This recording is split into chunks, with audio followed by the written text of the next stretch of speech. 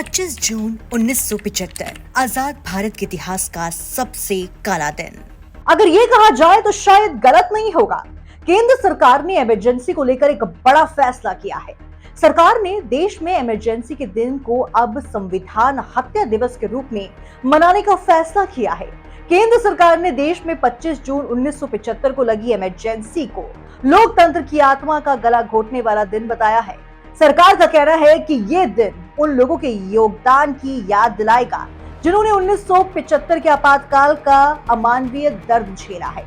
केंद्र मंत्री अमित शाह ने ट्वीट कर इस बात की जानकारी दी है, लेकिन इन सबके बीच आपको ये जानना जरूरी है कि इस दिन क्या हुआ था।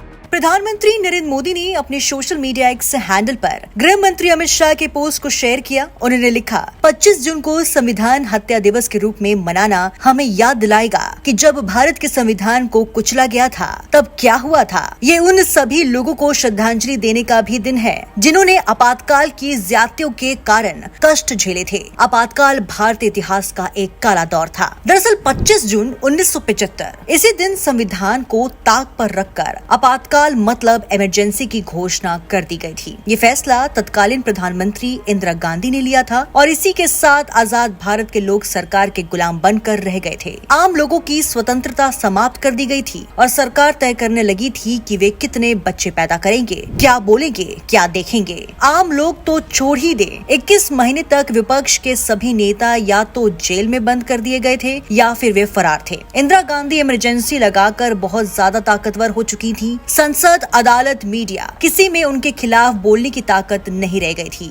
इसी के चलते केंद्र सरकार ने इसी तारीख को संविधान हत्या दिवस के रूप में मनाने का निर्णय लिया है। अब सवाल ये है कि इमरजेंसी क्यों लगाई गई थी। बता दें कि इलाहाबाद हाई कोर्ट के एक फैसले के बाद इंदिरा गांधी के नेतृत्व वाली तत्कालीन केंद्र सरकार ने इमरजेंसी लागू कर दिया था। हाई कोर्ट ने इंदिरा गांधी के चुनाव को चुनौती देने वाली याचिका पर 12 जून 1975 को फैसला सुनाते हुए रायबरेली से उनके निर्वाचन को रद्द करने के साथ ही अगले 6 साल तक उनके चुनाव लड़ने पर पाबंदी भी लगा दिया था। हाईकोर्ट के इस फैसले के बाद देश में जगह जगह आंदोलन होने लगे। इंदिरा इस फैसले के खिलाफ सुप्रीम कोर्ट गई, लेकिन उन्हें वहां भी राहत नहीं मिली और सुप्रीम कोर्ट ने इलाहाबाद हाई कोर्ट के आदेश को बरकरार रखा। इसके बाद इंदिरा सरकार ने इमरजेंसी लागू करने का फैसला लिया। आपातकाल लागू होते ही आंतरिक सुरक्षा कानून के तहत राजनीतिक विरोधियों की गिरफ्तारी की गई। इसमें जयप्रकाश नारायण, जॉर्ज फर्नांडिस, घनश्याम तिवारी और अटल बिहारी वाजपेयी भी शामिल थे।